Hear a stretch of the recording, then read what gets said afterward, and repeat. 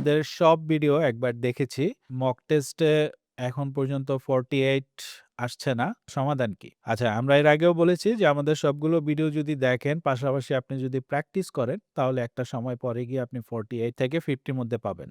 আর 48 থেকে 50 র মধ্যে পেলেই আপনি রিয়েল এক্সামের জন্য রেডি। এটা 4 in 1 অ্যাপস এর কথা বলছি। কারণ অন্যান্য অ্যাপসের মক টেস্টের বিষয়টা এখনো আমার কাছে ঠিক বিশ্বাসযোগ্য মনে হয় না। কারণ অনেকের কাছ থেকে ফিডব্যাক নিয়েছি। সো 4 in 1 অ্যাপসে 48 থেকে 50 র মধ্যে থাকা মানে আপনি মোটামুটি নিশ্চিত যে পাস করে যাবেন। এখন যদি ভিডিও দেখার পরও আপনার যদি 48 না আসে, তাহলে সমাধান হচ্ছে আপনি ভিডিওগুলো শুরু থেকে আবারও দেখতে পারেন। কারণ হচ্ছে হয়তো ১ম বার আপনি অনেক কিছু মিস করে ফেলেছেন। এছাড়া মেমোরিতে এত কিছু নাও থাকতে পারে। সো আপনি যখন ২য় বার দেখবেন যে আপনার নতুন অনেক কিছু আপনার চোখে ধরা পড়ছে। সো ডেফিনিটলি আপনি যখন ২য় বার দেখবেন, তখন আপনার এখন যেই সমস্যাটা হচ্ছে সেটা আর হবে না। পাশাপাশি মক টেস্ট অনেক দিতে হয়। ১ম এই মক টেস্টে 48 আসে না। আপনি অনেকগুলো মক টেস্ট দেওয়ার পরই 48 এ যায়। পাশাপাশি আপনি যখন মক টেস্ট দিবেন, যেই ভুল উত্তরগুলো আসবে সেগুলো সেভ করে রাখবেন। ভবিষ্যতে সেই ভুল উত্তরগুলোর উপরে বেস করে আবারও আপনি মক টেস্ট দিবেন। আশা করি বুঝাতে পেরেছি।